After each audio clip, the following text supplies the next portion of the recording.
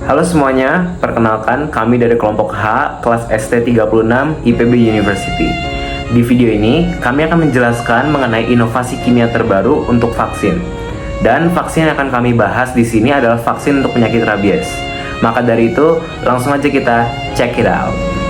Sebelum itu, aku akan membahas terlebih dahulu apa itu vaksin dan apa saja fungsinya.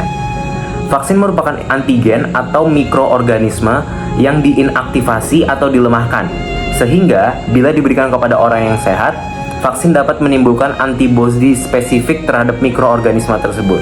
Sehingga, orang yang terpapar oleh mikroorganisme tersebut akan kebal dan tidak terserang penyakit. Salah satu contohnya adalah peran vaksin dalam mencegah penyakit rabies. Selanjutnya ada pengertian dari virus rabies. Virus rabies sangat berbahaya jika dibiarkan. Virus ini dapat menyerang sistem saraf pusat dan bahkan menyebabkan kematian pada hewan maupun manusia yang terkena infeksi virus rabies. Penularan penyakit virus rabies ini umumnya masuk ke tubuh manusia melalui cakaran, gigitan hewan yang terinfeksi virus, serta jilatan hewan yang terinfeksi ke mulut, mata, atau luka terbuka. Biasanya orang yang terkena virus rabies menjadi hidrofobia atau takut air, dan aerofobia atau takut angin. Strategi yang efektif untuk mencegah rabies adalah dengan mengendalikan rabies di reservoir inang melalui vaksinasi.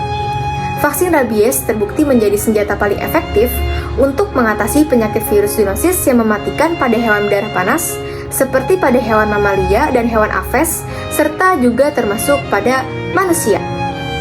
Vaksin rabies generasi baru termasuk vaksin berbasis virus rabies rekombinan, vaksin vektor, vaksin berbasis DNA, dan vaksin tanaman telah dieksplorasi untuk mengatasi keterbatasan pada vaksin rabies konvensional.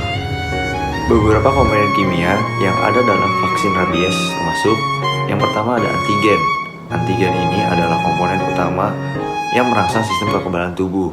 Yang kedua ada adjuvan. Adjuvan adalah bahan kimia yang ditambahkan ke vaksin untuk meningkatkan respon kekebalan tubuh terhadap antigen. Yang ketiga ada zat pengawet.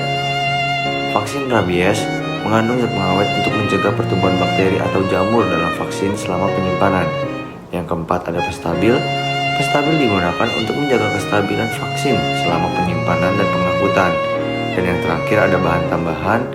Beberapa vaksin rabies mengandung bahan tambahan lainnya seperti buffer atau bahan pendukung lainnya untuk menjaga kestabilan dan efikasi vaksin. Terakhir, penting dicatat bahwa vaksin rabies telah melalui uji yang ketat keamanan dan efikasinya sebelum digunakan pada manusia. Nah, penggunaan bahan kimia pada vaksin rabies merupakan bagian penting dari desain vaksin itu tersendiri untuk melindungi individu dari infeksi rabies yang mematikan.